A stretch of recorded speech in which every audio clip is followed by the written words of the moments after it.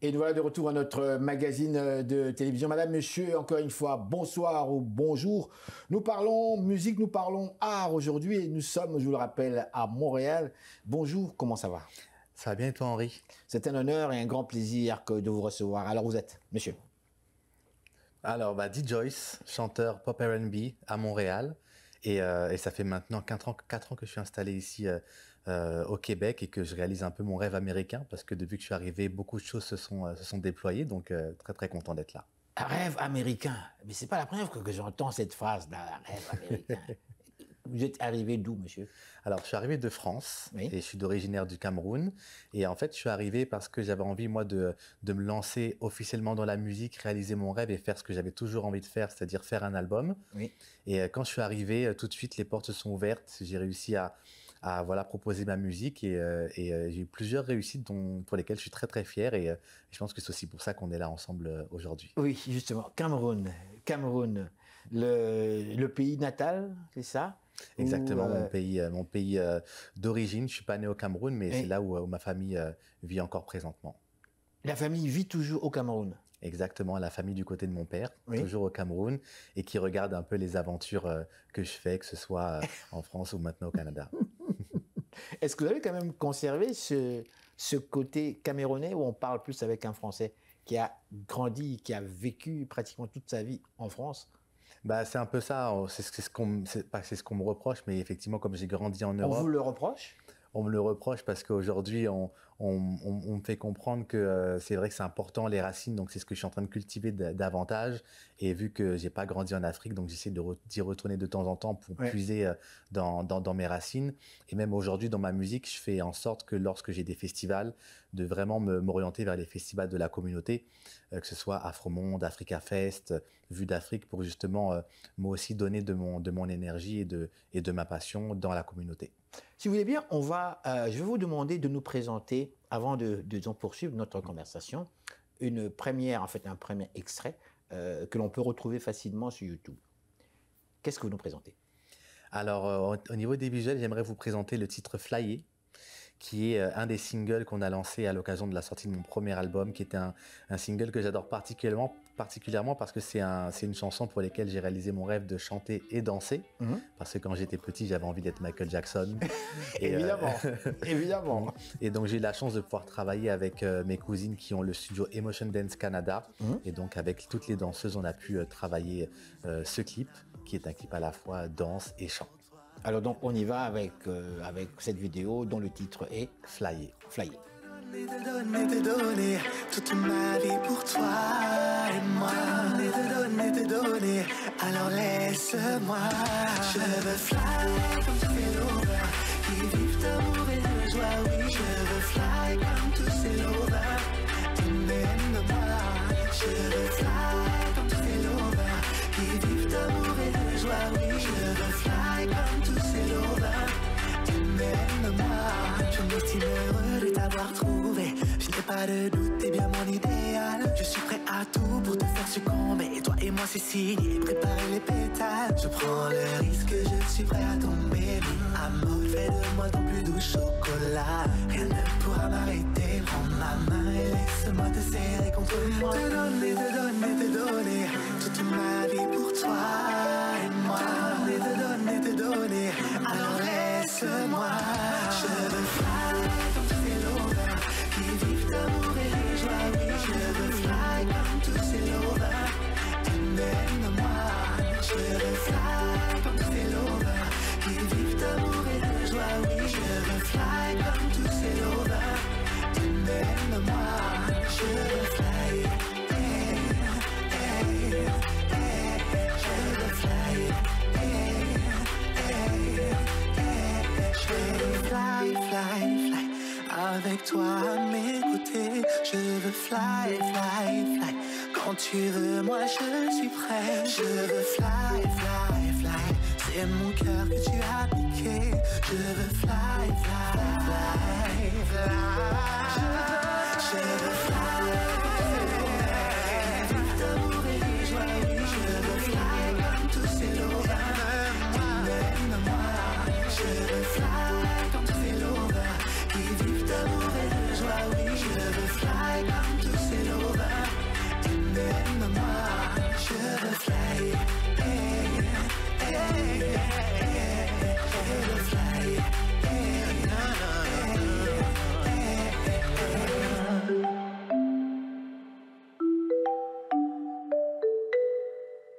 Voilà, madame, messieurs, nous sommes de retour à notre magazine Ça va causer et nous avons une tête d'affiche avec nous ici. Je ne vous présente pas comme étant camerounais, je ne vous présente pas non plus comme étant français, je vous présente comme étant une vedette internationale qui est avec nous aujourd'hui et qui nous parle de, en fait, sa réalité musicale. Lorsque je reçois des artistes qui nous viennent de l'outre-mer, qui nous viennent soit de l'Europe ou même en fait du continent, ma question est toujours en fait pratiquement la même. Lorsque vous avez parlé ici, réaliser votre rêve vers l'Amérique, pourquoi c'était important de traverser l'Atlantique pour réaliser ce rêve, alors que lorsqu'on regarde par exemple les chaînes françaises, on voit qu'il y a un certain dynamisme, on voit que les gens avec une couleur assez basanée, alors cartonnent comme pas possible. Et vous me dites, vous venez en Amérique dans le but de réaliser votre rêve. Comment l'expliquez-vous? En fait, tout simplement, depuis que j'ai commencé la musique, je suis très inspiré par la black music, par le gospel, le R&B. Et en fait, on sait que le berceau de cette musique afro-américaine, c'est aux États-Unis, c'est en Amérique, Amérique du Nord. Et pour moi, c'était naturel parce que quand j'ai commencé la musique en France, c'est beaucoup de la variété française et c'était des styles qui, moi, me rejoignent moins. Et donc, j'avais besoin de venir ici, sachant que moi, j'ai aussi de la famille qui vit à Washington. Donc, pour moi, c'était aussi se rapprocher un peu plus vers ma famille et en même temps, retrouver ce berceau de la musique qui, moi, me passionne depuis quand même pas mal d'années maintenant. Donc, c'était, je te dirais, très logique comme choix, mais très difficile à mettre en œuvre parce que voyager et tout quitter pour pouvoir réaliser son rêve, ça prend de l'énergie, ça prend aussi du courage de quitter sa famille en France et de venir s'installer ici. Justement. Comment réagissent les amis, la famille? Je sais que les Européens, les Français particulièrement, qu'on le dise ce qu'on veut, mais la famille, ça reste quand même la famille. Il y a des moments de réunion, on veut être ensemble, on veut prendre son vin ensemble, manger ensemble, rigoler ensemble. Bref, et vous quittez tout ça pour l'Amérique, en fait, avec, comment dirais-je, vers un destin qui est pratiquement incertain, qui est inconnu, avec des cultures différentes. Comment ça s'est passé pour vous, tout ça?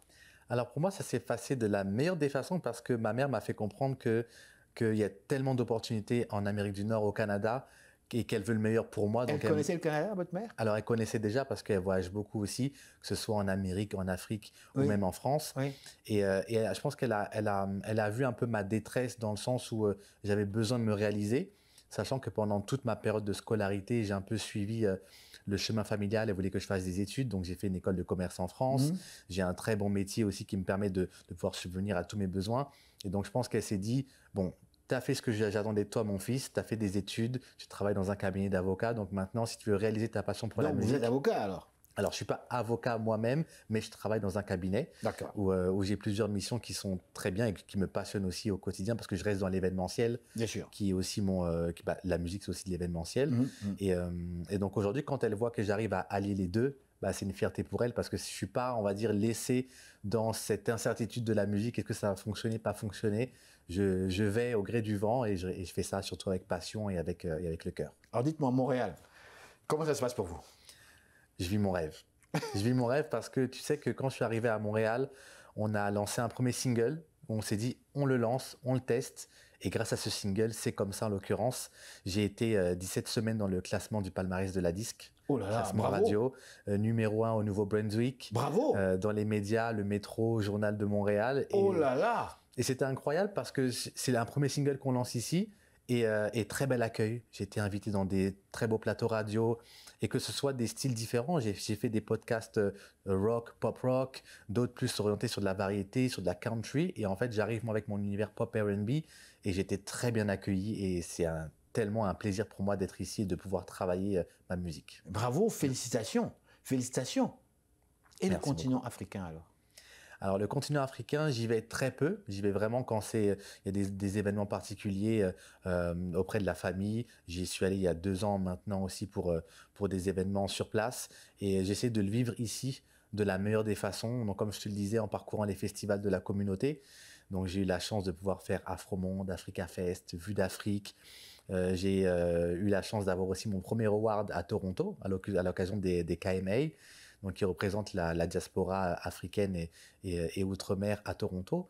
Donc c'est moi mon engagement que je fais ici au travers de la communauté. Et je te dirais même que je consomme local, je consomme moi tous les artisans locaux de la communauté. C'est là où je vais manger mon atiéké, mon gombo, Oh. parce que c'est comme ça qu'on se soutient aussi dans la communauté. Mais dis donc. Savez-vous pourquoi est-ce que je ris?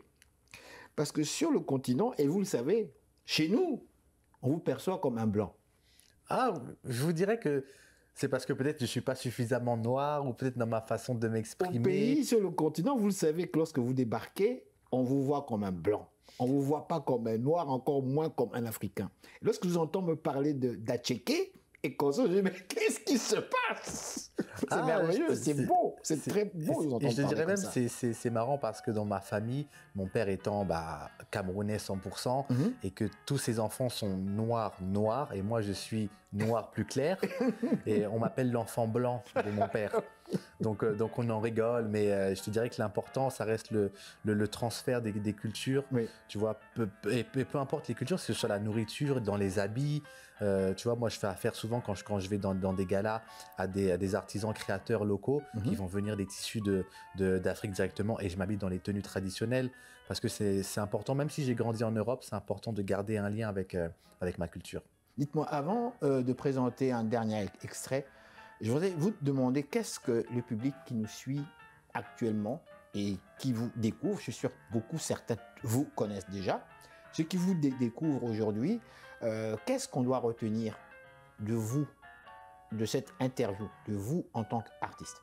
Alors, on doit retenir que j'ai sorti un premier album qui parle d'amour et qui parle aussi d'engagement, parce que dans mon album, je parle notamment d'une chanson qui parle des violences faites aux femmes.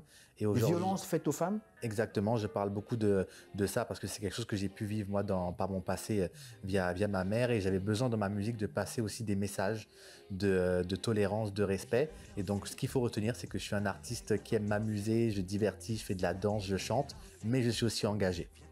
Et qu'est-ce qu'on nous présente comme dernier extrait? On va présenter mon tout nouveau single qui s'appelle Viens danser. Viens danser. Exactement, qui est une ode à l'amusement, danser ensemble, partager un bon moment festif parce que c'est l'été et on a besoin de s'amuser.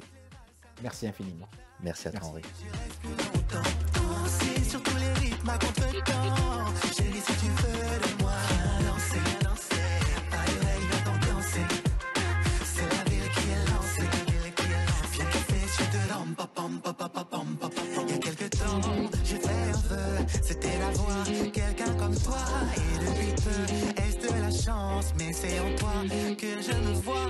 Je te ferai danser contemporain et samba, planer tout enlacé contre moi. C'est comme personne avant moi. Prends mon cœur, il est à toi. Viens danser, pas de règles, va t'ambiancer. C'est la ville qui est lancée. Viens kiffer sur de l'homme, pam pam pam pam. Viens danser, pas de règles, va t'ambiancer. C'est la ville qui est lancée. Viens kiffer sur de l'homme, pam pam pam. Viens kiffer sur de l'homme, pam. Si c'est pour toi mon amour, j'en ferai des tonnes.